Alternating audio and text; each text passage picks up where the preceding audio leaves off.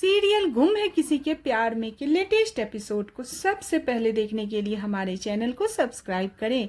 आज के एपिसोड की शुरुआत में मुक्ता काफी ज्यादा रो रही होती है और अदिति उसे संभालती है। सतीश कहता है कि ये लड़की जाते जाते भी हमारी नाक कटा के गई है। ओमी अपनी सहमति जताता है और कहता है अच्छा होता मैं इसे लाता ही नहीं यहाँ पे, सिर्फ अपने पोते को लेके चला आता।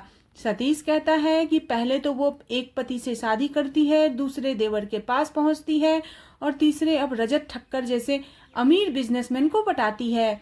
लक्ष्मी से ये बर्दाश्त नहीं हो रहा था। लक्ष्मी आके सतीश को चुप करवाती है और कहती है वो इस घर की बेटी थी, कम से कम उसके बारे में इतना बुरा तो मत बोलो। तभी सतीश कहता है कि आप तेजू की तरफदारी करना बंद करो। लक्ष्मी कहती है कि वो तो मर गई है, लेकिन तुम लोगों को जरा सा भी शर्म नाम का चीज नहीं है। तभी जूही भी आके इसका विरोध करती है, लेकिन सतीश बोलता ही रहता है और ओमी कहता है कि तुम इन लोगों का साथ मत दो। मैं सही कह रहा हूँ, अगर मुझे पहले पता होता तो मैं इन लोगों को यहाँ लाता ही नहीं, सिर्फ अपने पोते को लाता। इतने में वेदांत गुस्से से कहता है कि आप लोग मेरे ताई के बारे में इतना गलत मत बोलो, मेरे ताई इतनी गलत नहीं थी। इतने में मुक्ता को हार्ट अटैक आता है और मुक्ता को हार्ट अटैक आने के कारण मुक्ता गिर जाती है। तभी सतीश कहता है कि ये ड्रामा कर रही है, पानी मारो। लेकिन तभी वेदांत नील को कॉल करता है और तभी सभी लोग जाके मुक्ता को एडमिट करवाते हैं। डॉक्टर एडमिट करने के बाद उसकी हालचाल लेता है। फिर तेजस्विनी की माँ जो होती है वो काफी ज्यादा सीरियस हो जाती है। तभी लक्ष्मी आके पूछती है डॉक्टर मुक्ता कैसी है, तो डॉक्टर कहता है कि बहुत मेजर अटैक था और वो अभी खतरे से बाहर है, लेकिन कोमा में चली गई है। लक्ष्मी भगवान का शुक्रिया अदा करती है और पूछती है कोमा से कब तक वापस आएगी। डॉक्टर कहता है कि इसकी कोई गारंटी नहीं है, आप लोग वॉच कीजिए ये कब तक वापस आ जाएगी।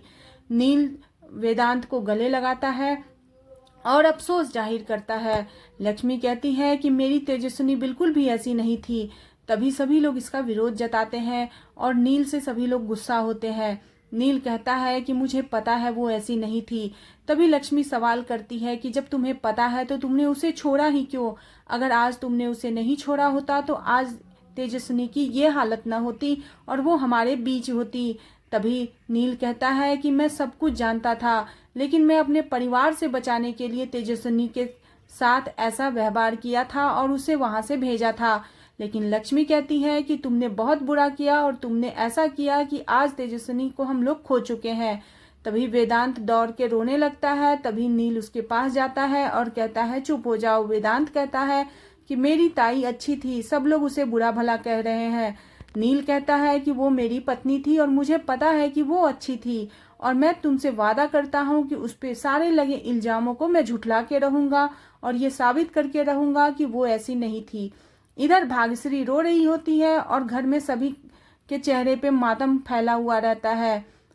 भाग्यश्री, तारा, रिद्धि सभी बहुत बेचैन होते हैं और सभी भी अपने पुराने बीते पलों को याद करके काफी ज्यादा इमोशनल हो रही होती है। तभी भाग्यश्री काफी गुस्सा जाती है और सभी के पास आके कहने लगती है कि मेरे बेटे के मौत की जिम्मेदार तुम हो।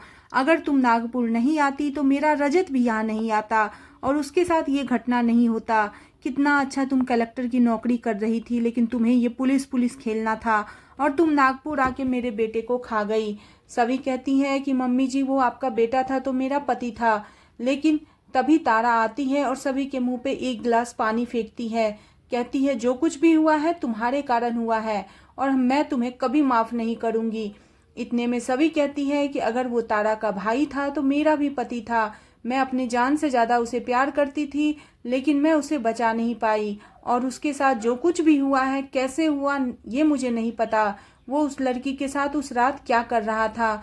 तभी भाग्यश्री उसको डांटती है और कहती है तुम मेरे बेटे के चरित्र पे उंगली उठा रही हो। सभी कहती है बिल्कुल नहीं मम्मी जी, अपने से ज्यादा खुद पे से ज्यादा उस पे भरोसा था मुझे और मैं ये प्रूव करके रहूंगी। आप मुझे गलत मत समझिएगा, मैं ये प्रूव करके रहूंगी जो उसके दामन में दाग लगा है मैं उसे साफ करके रहूंगी। मैं ये प्रूव कर दूंगी कि रजत ऐसे बिल्कुल भी नहीं थे और उस रात क्या हुआ था ये भी मैं पूरे दुनिया के सामने लाऊंगी। भाग्यश्री कहती है तुझे जो करना है कर और भाग्यश्री वहां से चली जाती है। सभी वहां बैठ के रोने लगती है। तभी सभी की बेटी सई आती है और पूछती है, मम्मा आप क्यों रो रही हो और पापा कहाँ है। सभी बताती है कि पापा आ जाएंगे बेटा, लेकिन बार बार सई कहती है कि मुझे मेरे पापा चाहिए और आप इस तरीके से मत रो। सई सभी को संभालने की कोशिश करती है, लेकिन सभी को सारी सच्चाई पता है और वो सई को समझाती है, लेकिन बता नहीं पाती है कि तुम्हारे पापा अब नहीं आ पाएंगे। वो सई से लिपटकर रोने लगती है। सभी रजत के अस्थि कलश को लेके उसे पानी में डालने के लिए नदी किनारे खड़ी होती है और नील भी अस्थि कलश लेके वहां खड़ा होता है। दोनों एक दूसरे के अस्थि कलश को देख रहे होते हैं। जहां सभी हाथ में अस्थि कलश लेके रजत से प्रॉमिस करती है, वहीं नील भी हाथ में अस्थि कलश लेके अपनी बीवी तेजस्विनी से प्रॉमिस करता है। सभी कहती है कि तुम भले ही इस दुनिया में नहीं हो, लेकिन तुम्हारे कातिल को मैं सामने ला के रहूंगी और तुम्हारे ऊपर के दामन में जो दाग लगा है उसे मैं मिटा के रहूंगी। रजत भी यही कहता है कि तुम मेरी पत्नी थी और मैं तुमसे काफी प्यार करता था। मैं जिंदगी भर अपने आप को बेगुनाह नहीं मान पाऊंगा, क्योंकि मैंने तुम्हारे साथ बहुत गलत किया, लेकिन तुम्हारे ऊपर जो दाग लगा है उसे मैं हटा के रहूंगा। दोनों ये बात बोल के अस्थि कलश को पानी में डालते हैं। वहां पे दोनों के परिवार वाले खड़े होते हैं और काफी ही इमोशनल माहौल हो जाता है। जहाँ पे रजत के साथ जीतू काका और मंजरी ताई आई होती है, वहीं पे सभी के साथ रिद्धि और भाग्यश्री आई होती है। फैमिली वाले भी काफी ज्यादा इमोशनल होते हैं। मंजरी ताई भी रोने लगती है। वहां पे सभी अस्थि कलश को डाल के अपने अपने घर जाते हैं। सभी जहां घर आती है तो देखती है सई अपने पापा का वेट कर रही होती है। सई अपने पापा से पूछती है कि पापा अब कब आओगे, अब जल्दी आ जाओ, मुझे यहाँ मन नहीं लगता है, मैं आपके बगैर नहीं रह पाऊंगी। सभी ये सब चीज देख के इमोशनल होती है। तभी दाई आती है और कहती है, दीदी आपके लिए गिफ्ट आया है जो रजत भैया ने आपके लिए बुक किया था। सभी वो गिफ्ट लेती है और गिफ्ट खोल के देखती है, जिसमें एक सुंदर सा पीली सी साड़ी होती है।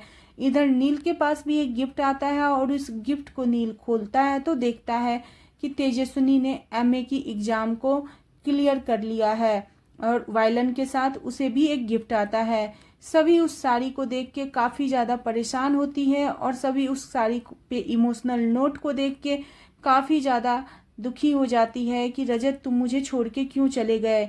इधर नील भी तेजस्विनी को याद करके काफी दुखी होता है और अपने आप को पियानो के साथ इतने तेज से गाना गाता है कि उसके हाथ से खून निकल जाता है।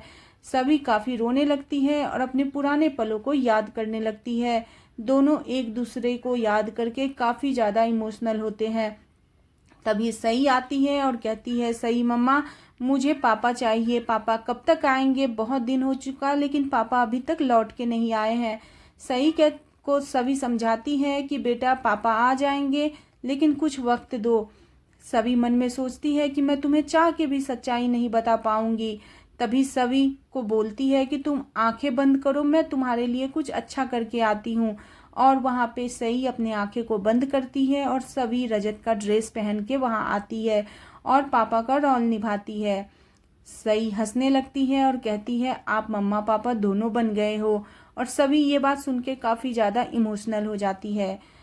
उधर रजत हॉस्पिटल जाता है तो पत्रकार उसे घेर लेते हैं और पूछने लगते हैं कि आपके दामन पर जब दाग लगा था तो आपकी वाइफ ने उसे हटाया था, आज आप अपनी वाइफ के बारे में क्या कहना चाहेंगी। लेकिन रजत कोई जवाब नहीं देता है और वहां से जाने लगता है। तभी एक पत्रकार कहता है, ये बोलेगा भी तो कैसे, इसकी पत्नी इसे छोड़ के एक अमीर रईस जादे को पटा रही थी। तभी रजत को गुस्सा आता है और वो पलट के उसे मारने के लिए आता है, लेकिन डॉक्टर सूर्यवंशी उसे रोक लेते हैं और कहते हैं, इन लोगों का काम है भड़काना और तुम्हारी एक्टिविटी को कैमरे में कैद करना। आज का एपिसोड यहीं खत्म हो जाता है। आने वाले एपिसोड में देखने को मिलेगा कि जहां सभी इंटरव्यू दे रही होती है, वहीं पे एक आदमी यानी कि उसी का कलीग कहता है कि मैडम यहाँ रात में ड्यूटी देती थी और साहब बाहर जाके मुंह मारते थे।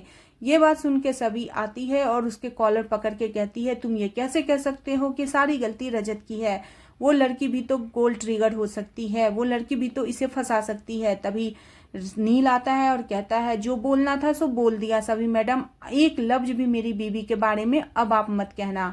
मेरी बीबी क्या थी ये आपको बताने की जरूरत नहीं है।